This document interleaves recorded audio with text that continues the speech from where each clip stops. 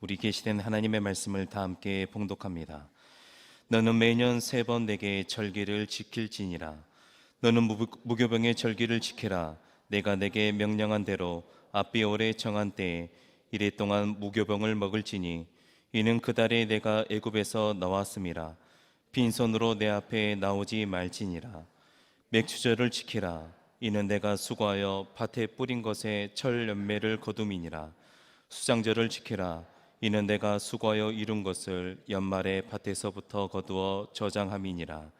내 모든 남자는 매년 3번씩 주 여호와께 보일지니라. 아멘. 같이 할까요? 감사는 이유 있는 밥이다. 다시 한번, 감사는 이유 있는 밥이다. 오늘 추수감사절이죠. 또 우리가 전교인 출석주일로 함께 예배를 드리는 소중한 날입니다. 지난 2주간에 걸쳐서 우리 교회 홈페이지에 추수감사 사행시를 지을 수 있도록 했는데 58분이 응모를 하셨어요. 그래서 오늘은 제가 우수상, 최우수상, 대상 이 3분 것을 함께 나누려고 합니다. 자, 먼저 우리 우수상의 고미순 권사님의 작품입니다. 여러분들이 운을 떼어주시면 제가 읽도록 하겠습니다. 시작. 축하합니다. 감사합니다를 크게 하시오. 크게. 다시 크게 하시오. 한글을 읽을 줄 알잖아요. 다시. 자, 우리 고미순 권사님 겁니다. 자, 축하합니다. 감사합니다를 수많은 말 끝에 감사합니다 말하면 주님의 은혜가 생깁니다. 사명처럼 평생 감사하며 살겠습니다. 아멘. 아멘. 네. 감사 박수는 맨 나중에 함께 치겠습니다. 그 다음에 우리 최우수상의 신미정 집사님 작품입니다. 추억이 쌓이네요. 소망교회에서. 수없이 쌓이네요. 소망교회에서. 감사도 쌓이네요. 소망교회에서. 사랑도 쌓이네요. 소망교회에서. 네, 아주 단순하면서 큰 의미가 있습니다. 드디어 대상, 우리 주은순 권사님 작품입니다. 추천하고 싶은 교회가 있습니다. 수없이 차고 넘치는 교회 중에 으뜸은 광주 소망교회입니다. 왜냐고요? 감사가 넘쳐요. 사랑도 넘쳐요. 5분 성경 읽기로 말씀을 삶 속에서 실천하는 교회이고요. 사라지는 교회가 아니라 뜨는 교회랍니다. 기억하세요. 광주 소망교회를. 작품 선정은 우리 5분의 우리 부목사님들이 선정을 해주셨어요. 어쨌든 여러분 58분의 소중한 분들이 참여해 주셔서 감사합니다. 아무것도 아닌 것 같지만 관심이잖아요. 사랑이잖아요. 그럼요. 여러분들 또 마음속에 있었는데 표현을 못하신 분들도 계시겠지만 표현하는 사랑이 참 사랑이잖아요. 함께 해주셔서 감사하고 기도해 주셔서 감사합니다. 종수라는 가난한 집 아이가 있었는데 너무 살기 힘드니까 공부를 잘했어요. 서울대 의대에 합격을 했는데 하나님, 내가 의사가 되어서 첫 월급을 받으면 가난한 가운데 나를 키워주신 우리 어머니 속옷 한 벌 꼭 사드리고 실컷 고기 한번 먹겠습니다. 그리고 서울대 의대에 들어가고요. 인턴에 들어가서 첫 월급을 받았습니다. 엄마 첫 월급 받았어요. 이거 가지고 가서 엄마 속옷도 사고 맛있는 고기 한번 먹어요. 그때 엄마가 그랬습니다. 우리 예수 한번 제대로 믿어보자. 첫 열매는 하나님의 것이다. 그래서 몽땅 하나님께 드렸던 거죠. 그리고 2달이 지났는데 학장님이 불렀습니다. 의사고시 전국대회에서 1등을 해서 상금이 나왔는데 첫 월급의 2배였다는 거예요. 그래서 엄마 내가 상급 받았어. 어서 가서 옷 사고 맛있는 고기 먹자. 아들아, 너 상금 처음 받지? 상금은 처음 받아요. 처음 것은 언제나 하나님 거야. 시험 들 것 같으니까 내일 새벽에 가서 새벽 예배 때 하나님께 드리자. 그래서 월급의 첫 열매를 상급의 첫 열매를 하나님께 드렸던 원종수 권사님의 이야기잖아요. 어떤 사람은 조건과 상황과 이유를 다 붙여서 하나님 앞에 감사하는 사람이 있어요. 또 어떤 사람은 조건과 상황과 이유를 들어대면서 감사를 거부하는 사람이 있어요. 감사는 누구나 할 수 있지만 누구나 할 수 없는 것이 감사구나. 감사는 모두가 다 할 수 있지만 모두가 다 할 수 없는 것이 감사다 하는 것입니다. 여러분, 우리가 하나님과 사람 앞에 감사하는 것은 이유가 있어요. 우리가 하나님과 사람 앞에 감사하는 데는 이유가 있어요. 그리고 하나님이 우리에게 감사하라고 하는데도 이유가 있는 거예요. 내가 하나님과 사람 앞에 감사하는데도 이유가 있고, 하나님이 우리에게 감사하라고 하는 것도 이유가 있는 것입니다. 오늘 추수감사절입니다. 감사는 이유 있는 밥이다 하는 말씀을 드리면서 어떤 이유일까? 우리가 무슨 이유로 하나님 앞에 감사를 드려야 될까? 그 감사 속에는 어떤 이유의 밥이 있을까를 돌아보면서 일평생 감사하며 살아가는 여러분들이 되기를 축복합니다. 첫 번째, 감사는 기억을 찾아가는 밥입니다. 감사는 이유가 있는 밥인데 감사는 기억을 찾아가는 밥이다. 우리가 보면은 1년에 어린이 주일이 있어요. 어버이 주일도 있잖아요. 스승의 주일도 있어요. 추수감사절도 있고 맥주감사절도 있고 부활절도 있어요. 왜 이런 절기가 우리가 살아가는 1년 속에 몇 번 들어있을까요? 그래요. 잘 하지 못하니까 그날이라도 기억해서 자녀의 소중함을 깨달아보자. 그날이라도 소중히 기억해서 나를 낳아주시고 길러주신 어버이의 은혜를 기억해보자. 그날이라도 기억해서 오늘까지 인도하신 하나님의 은혜를 기억해보자. 이 기억하라는 의미 속에 이 모든 절기가 담겨져 있습니다. 하나님은 이스라엘 백성들에게 작게는 3대 절기를, 크게는 7가지 절기를 주셨어요. 왜 주셨을까요? 그래요, 기억하라고. 자, 오늘 우리가 읽었던 출애굽기 23장 14절부터 17절까지를 요약해서 한번 읽어보겠습니다. 너는 매년 3번 내게 절기를 지킬지니라. 너는 무교병의 절기를 지키라. 맥추절을 지키라. 빈손으로 내 앞에 나오지 말지니라. 수장절을 지키라. 내보는 남자는 매년 3번씩 주 여호와께 보일지어다. 아멘. 이스라엘의 모든 남자들은 매년 3번씩 하나님 앞에 보여야 되는, 지켜야 되는 절기가 있었는데, 무교절, 맥추절, 수장절, 수장절이 요즘으로 말하면 추수감사절입니다. 왜 하나님은 이런 3대 절기를 넘어 7가지 절기를 만들어 놓고 이스라엘 백성들로 하여금 때를 따라, 날을 따라, 절기를 따라 하나님 앞에 나와 예배하라고 하셨을까요? 그것이 17절 맨 끝에 주 여호와께 보일지어다 라는 말 속에 담겨져 있어요. 즉 우리가 누리는 이 모든 것은 하나님이 주셨다라는 것을 기억하라는 거예요. 우리가 예배를 드리는 것은 맥추절을 드리고 수장절을 드리고 77절을 드리고 6월절을 드리는 이 모든 것은 우리끼리 먹고 마시는, 우리가 좋아서 춤추는 것이 아니라 하나님을 기억하는, 하나님께 보이는 나의 나됨이, 오늘 나의 모든 것이 하나님의 은혜였고 은혜라는 것을 기억하라. 그것이 절기 속에 숨어있는 놀라운 뜻이라고 할 수가 있습니다. 여러분, 그런 면에서 우리가 이 땅에 살면서 무서운 게 있어요.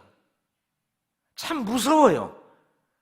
본인도 그것이 얼마나 무서운지를 몰라서 그러지, 무서운 게 하나가 뭐냐면 나의 잘남과 잘됨이 내 힘으로 되었다고 하는 교만이에요. 오늘의 나의 잘남이 있잖아요. 오늘의 나의 잘됨이 있잖아요. 이것을 내 노력의 열매다, 내 수고의 열매다라고 생각하는 교만함, 무서운 질병입니다. 그 다음에 또 하나 무서운 질병이 뭐냐면 오늘의 나의 못남과 추함. 여러분, 우리의 잘남과 잘됨만 있는 게 아니에요. 못남과 추함, 이 모든 것은 너 때문이다, 더 나아가 하나님 때문이다라고 말하는 절망, 이것도 엄청난 질병입니다.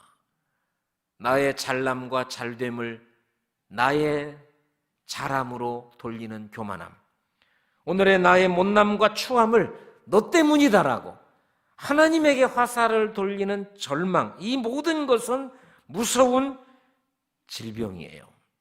그래서 가장 아름답고 복된 말, 고린도전서 15장 10절, 그러나 내가 나된 것은 하나님의 은혜로 된 것이니 아멘. 나의 나된 것, 여러분이 나의 나됨 속에는 나의 잘남과 잘됨뿐만 아니라 못남과 추함도 들어있는 거예요. 잘남과 잘됨을 넘어 못남과 추함까지도 하나님의 작품이고 하나님의 은혜고 하나님의 선물이라고 고백할 수 있는 그 믿음이 참된 믿음이고, 이게 아름다운 감사라는 거예요. 여러분, 아이를 낳아서 기르다 보면 맘마, 엄마, 이 말에 뒤로 넘어가잖아요. 이놈이 말을 했다는 거야. 말도 아닌데 말을 했다는 거야. 보통 아이들이 2살, 3살 정도 됐을 때 말을 배우고 말을 합니다. 말은 2년, 3년 지나면 말을 배워요.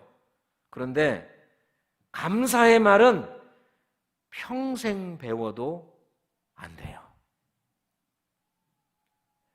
우리가 세상에서 외국어 말도 배우고 또 배우고 배우고 익히면 하잖아요.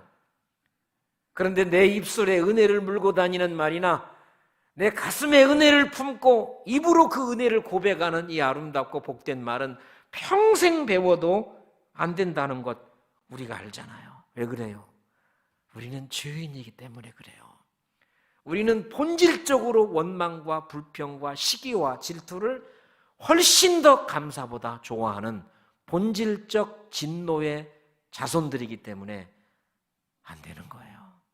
그래서 우리는 날마다 감사해야 돼요. 그래서 우리는 날마다 감사를 통해 하나님의 은혜를 기억해야 돼요. 일본의 눈 깜빡이는 시인인 미즈노 겐조라는 사람이 있습니다. 초등학교 다닐 때까지는 들과 산을 뛰어다닐 정도로 건강한 아이였는데 어느 날 자기 동네에 홍역이 들어오고 홍역에 걸려서 전신마비가 되고 언어의 능력을 잃어버렸습니다. 12살 되던 어느 날 자기 마을에 한 목사님이 오셔서 전도를 하고 성경책을 주고 갔어요. 그런데 그 성경책을 읽다 은혜를 받고 14살에 세례를 받고 100편의 시를 썼습니다. 어떻게 시를 썼냐면 겐조는 눈을 깜빡깜빡거리면 엄마가 그것을 받아 적어서 수백 편의 시를 썼는데 그것이 감사는 밥이다 라는 책으로 엮어 나왔어요. 미즈노 겐조가 이렇게 말합니다. 나사렛 예수여, 나사렛 예수여, 내가 나사렛 예수를 십자가에 못 박았나이다. 여러분, 겐조가 할 수 있는 일은 눈을 깜빡거리는 일이 전부예요. 그가 할 수 있는 일은 눈을 깜빡거리는 것이 전부인데 무슨 죄를 얼마나 지어서 나사렛 예수여, 나사렛 예수여, 내가 나사렛 예수를 십자가에 못 박았나이다 이렇게 말할까요? 그래요. 은혜는, 감사는 내가 얼마나 큰 죄인이었는지를 깨닫는 거예요. 은혜는, 감사는 그럼에도 불구하고 나 같은 죄인이 용서받았다는 사실을 기억하는 거예요. 그래서 겐조는 그렇게 말합니다. 나사렛 예수여, 나사렛 예수여, 내가 나사렛 예수를 십자가에 못 박았나이다. 사랑하는 성도 여러분, 우리가 어떤 이유로 감사해야 돼요? 감사는 잃어버렸던, 놓쳐버렸던, 지나쳐버렸던 그 은혜를 기억하는 밥이 감사입니다. 감사를 통해서 놓쳐버린, 잊어버렸던 하나님과 사람을 향한 은혜를 다시 기억하고 감사하고 감사하며 살아가시기를 축복합니다. 두 번째, 감사는 어떤 이유에서 우리에게 밥인가? 감사는 구원을 찾아가는 밥이다. 구원을 찾아가는 밥이다. 여러분, 감사는 당연하게 생각했던 것을 은혜로 기억하는 게 감사해요. 당연하게 생각했던 것을 은혜로 기억하는 것이 감사해요. 여러분, 감사라는 것은 당연한 거예요. 지당한 거예요. 그러나 그 당연하고 지당하게 생각했던 것을 은혜로 기억하는 것이 감사인 거예요. 또 감사는 기가 막힌 수렁에서 건져줬던 그때, 기가 막힌 수렁에서 건짐받았던 그때를 오늘도 변함없이 기억하는 것이 감사해요. 그때 있었잖아요. 그 순간 있었잖아요. 기가 막힌 그때, 잊을 수 없었던 그때. 그러나 시간이 지나면서 옅어졌어요. 시간이 지나면서 등 뒤로 던져버렸어요. 시간이 지나면서 그것을 잊었던 그것을 오늘 다시 기억해서 감사하는 것. 그래서 감사는 구원을 찾아가는, 그래서 감사는 눈을 뜨는, 기억을 다시 찾아서 가져오는 소중한 열매라고 할 수가 있을 것입니다. 지난 목요일에 우리의 소중한 자녀들이 수능 시험을 봤습니다. 잘 봤다 그래요? 들어올 때부터 막 엄마 아빠 너무너무 잘 봤어. 작년보다 잘 봤어. 재수했는데 작년보다 잘 봤어. 모의고사보다 훨씬 잘 본 것 같아. 세상에 찍은 것 중에 80%가 다 맞았어. 그렇게 말한 녀석도 있을 거예요.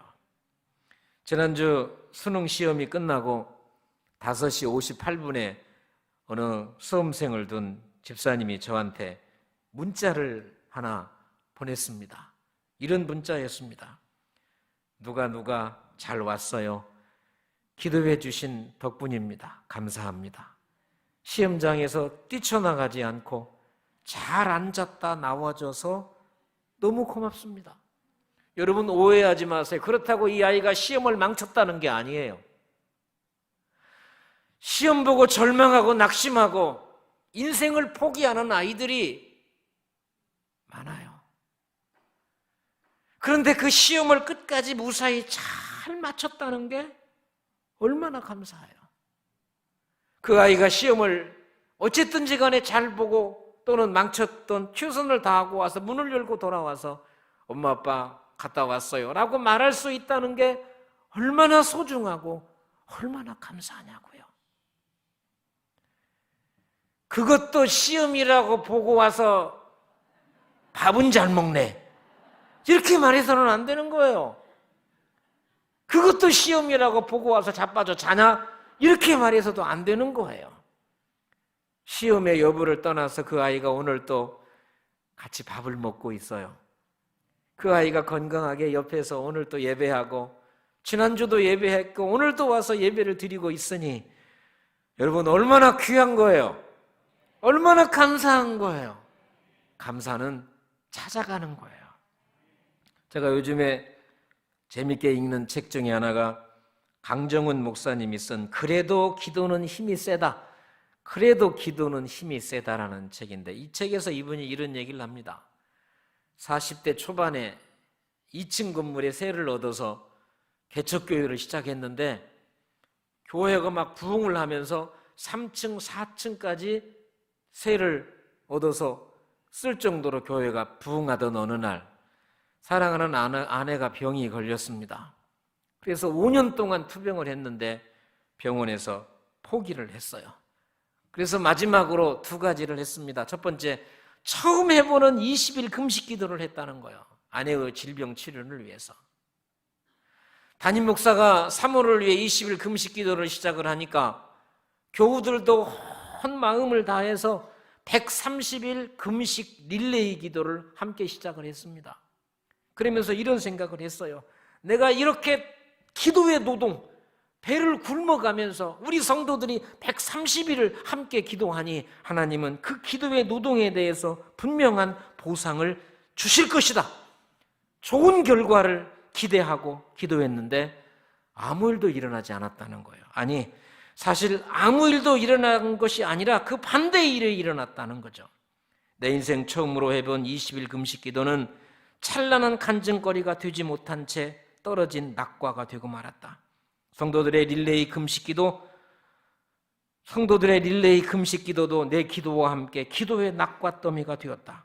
효과도 없이 끝나버린 20일 금식, 130일 릴레이 금식 기도, 창피하고 허전하고 억울했다. 그래서 나는 상처 있는 목사가 되었다.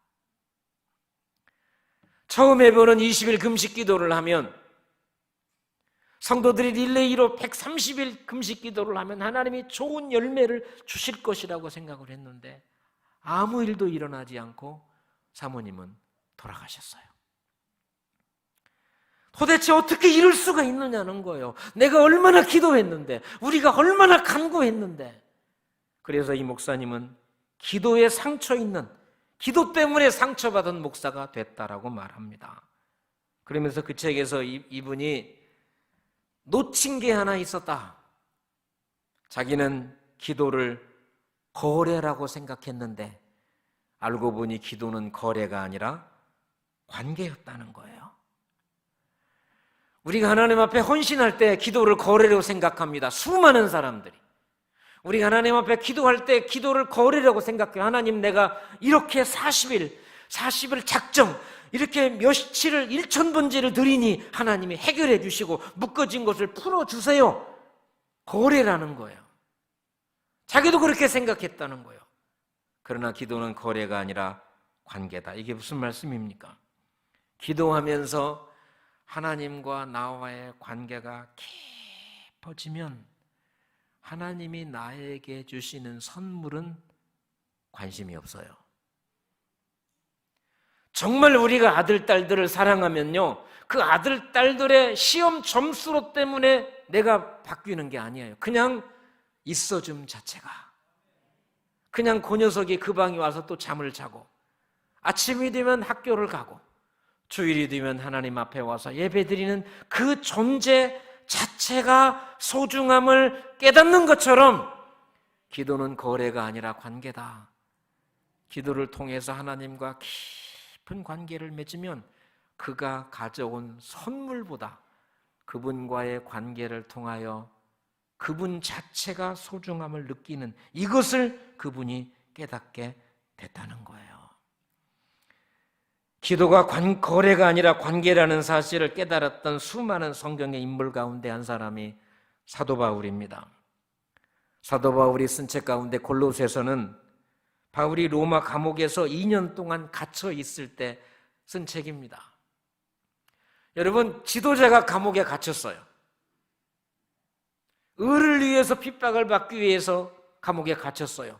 성도들은 뭘 해야 돼요? 하나님, 우리 바울 선생님, 우리 바울 목사님 빨리 나와서 얼굴 보고 함께 복음 증거하게 해주세요. 이게 모든 성도들의 기도 제목일 수 있잖아요. 사도 바울도 그렇게 기도해도 문제가 없잖아요. 그런데 바울의 기도를 보십시오.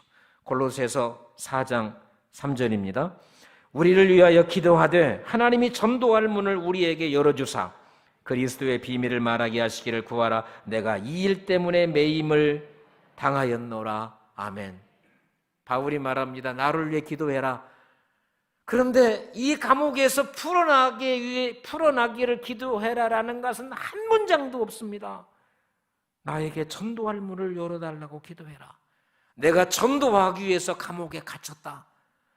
여러분, 이렇게 말하는 것은 누구나 할 수 있는 게 아니에요. 감사는 누구나 할 수 있지만 누구나 할 수 있는 일이 아닌 것처럼 오늘 나의 있는 자리에서 진심으로 하나님 앞에 기도하고 감사하는 것은 쉬운 일이 아니라는 거죠. 제가 중학교를 졸업하고 고등학교에 들어갈 때는 우리 시골 중학교는 절반은 고등학교를 진학을 하고 절반은 시골에서 부모를 돕거나 아니면 일하러 다른 곳에 가고 그랬습니다. 제가 중학교를 졸업하고 고등학교 시험을 봤어요. 그때는 합격자 발표가 큰 대자보 형식으로 해가지고 붙여줬잖아요. 그럼 우리가 가서 수험번호를 보고 내 이름을 확인하고 막 좋아서 뜸뛰고 춤추고 절망하고 한숨 쉬던 그런 시대였습니다. 합격자 발표를 보기 위해서 친구들하고 갔는데 없어. 아무리 봐도 없어. 그때는 제가 안경을 안 썼을 때입니다. 아무리 봐도 우리 말대로 눈 씻고 봐도 내 이름이 없어요. 떨어진 거죠. 학교를 나와서 친구들하고 그때 탁구장에 갔는데 탁구를 치는데 이게 도대체 탁구를 치는 건지 다른 놈들은 좋아서 하는데 도대체 나는 왜 떨어졌을까? 집에 가서 아버지한테 무슨 말을 할까? 그리고 제가 전기에 떨어졌으니까 이제 후기 고등학교를 준비를 하고 있었는데 중학교 졸업식을 위해서 학교를 갔습니다. 가니까 담임 선생님이 정원아 교무실로 와봐라. 그래서 가니까 너 왜 고등학교 등록을 안 했냐? 그래서 선생님 나 떨어졌는데요. 아니야. 너 장학생으로 합격했다고 연락 왔는데 왜 등록을 안 하냐고 학교에서 연락 왔더라. 이건 무슨 거짓말하는 것처럼 들어서는 안 된다니까. 장학생으로 합격을 했는데 등록을 안 한다고 그 학교에서 우리 중학교로 연락을 왔고 이미 등록 기간은 지났고 얼마나 제가 마음이 아팠겠어요. 그리고 저는 전기를 떨어지고 어쨌든 못 가고 후기 고등학교에 들어갔습니다. 그런데 그 후기에 들어간 그 학교에 하나님의 놀라운 은혜와 사랑이 숨어 있었습니다. 그 이야기는 다음에 하겠습니다. 여러분, 우리의 인생이라는 것이 떨어져서 끝나는 게 아니에요. 떨어진 것만도 아픈데 내가 아무리 봐도 없었다니까. 그런데 장학생으로 됐는데 등록을 안 해서 등록이 취소됐다는 말에 2번 죽었습니다, 제가. 여러분, 범사에 감사하라. 이게 쉬운 말이 아니에요. 제가 중학교 졸업하고 고등학교 들어갈 때는 1년만 재수해도 인생 나고자라고 생각을 했던 그런 시대였습니다. 그런데 멀리 보고 감사할 수 있는 것, 그래서 감사는 기억을 찾아내는 밥이고 구원을 찾아내는 밥인 거죠. 누가복음 17장에 보면 10명의 나병 환자가 예수님의 은혜로 치료를 받았는데 한 명이 예수님께 와서 감사했다라는 그 유명한 이야기가 있습니다. 이 나병 환자의 이야기의 결론과 핵심은 누가복음 17장 19절에 있습니다. 19절, 그에게 이르시되 일어나 가라, 내 믿음이 너를 구원하였느니라 하시더라. 아멘. 다시 한번 봐요. 그에게 이르시되 일어나 가라, 내 믿음이 너를 구원하였느니라 하시더라. 아멘. 여러분이 나병 환자는요, 내 육체가 고침받아서 고마워서 예수님에게 와서 큰 소리로 하나님 고맙습니다, 예수님 고맙습니다 그랬거든요. 내 영혼 구원 때문에 다시 온 거 아니에요. 그런데 내 육체를 치료받기 위해서 고쳐주세요 했는데 고침받고 하나님 감사해요 그랬는데 내 육체의 치료를 넘어 영혼의 구원까지 받는 놀라운 은혜를 누리게 된 거 아닙니까? 아, 감사는 믿음이구나. 감사는 구원이구나. 진정한 감사는 구원받는 것만큼 어려운 것이구나. 감사는 마귀를 살떨리게 하는 것이구나.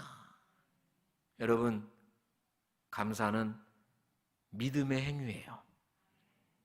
믿음이 있을 때 감사가 가능해요. 감사는 구원이에요. 그래서 진정한 감사는 구원받는 것만큼 어려운 거예요. 진정한 감사. 잘남과 잘됨을 넘어 못남과 어려운 상황에서도 하나님 앞에 드리는 진정한 감사는 구원받는 것만큼 어려운 거예요. 그래서 감사는 마귀를 살떨리게 하는 거예요. 여러분의 감사를 통해 조건과 상황과 이유를 떠나서 하나님 앞에 진심으로 하는 그런 감사를 통해 마귀가 한 길로 왔다 7길로 도망가는 영광과 은혜가 있기를 축복합니다. 덴마크의 철학자 키에르케고르가 이런 말을 합니다. 진리를 배우면서도 진리에 사로잡히지 않는 사람은 거대한 성을 지어놓고 그 옆 오두막집에 사는 사람이다. 진리를 배워서 진리를 배우는데 끝나고 그 진리에 사로잡히지 않는 사람은 거대한 성을 지어놓고 그 성을 다 텅텅 비워놓고 그 옆 조그만 오두막집에 살면서 원망하고 불평하는 사람과 똑같다라는 거예요. 우리는 진리이신 예수 그리스도의 은혜를 누리고 살아가는 사람입니다. 진리이신 예수 그리스도의 은총을 누리며 살아가는 우리들이 그 놀라운 성, 미래 우리의 천국, 오늘의 천국 같은 삶을 포기하고 조그마한 보잘것없는 오두막집에 살면서 원망하고 불평하고 예수 믿어도 필요 없다고 그러고 기도해봤자 응답하지 않는다라고 말하면서 원망과 불평과 짜증을 부리며 살아간다면 얼마나 어리석은 사람입니까? 우리 하나님 아버지는 나 같은 죄인을 위해 예수님을 보내주셨어요. 그리고 그분은 나를 위해 십자가에 죽으셨어요. 감사는 기억을 찾아가는 법이에요. 나 같은 죄인을 위해 죽으신 예수 그리스도, 오늘의 내가 있기까지 나를 위해 수많은 기도와 헌신과 사랑을 베풀어 주신 수많은 사람들의 기억을 찾아 감사하며 살아가십시오. 기억을 넘어서 감사는 구원을 찾아가는 법입니다. 감사는 구원받은 자만이 할 수 있는 신앙의 고백인 거예요. 아무나 누구나 할 수 없어요. 진정한 감사는, 진정한 용서는, 진정한 사랑은 구원받은 자만이 할 수 있는 구원의 열매인 것입니다. 기도하겠습니다. 살아계신 하나님 아버지, 감사에 눈뜨게 해주셔서 감사합니다. 감사는 이유 있는 밥이고, 그래서 그 감사가 잃어버렸던 기억을 찾아가는 밥이고 구원을 찾아가는 밥인 줄로 믿습니다. 내 평생 조건과 상황과 이유를 떠나서 살아계신 하나님 아버지, 나 같은 죄인을 위해 십자가에 죽으신 그분의 아들 예수 그리스도에게 평생 감사하며 살게 하여 주시옵소서. 그리고 오늘의 내가 나 되기까지 나와 함께 해준 이 소중한 믿음의 사람들과 그들에게 감사하며 살아가는 평생 감사의 사람들로 축복하여 주시옵소서. 예수님의 이름으로 기도합니다. 아멘.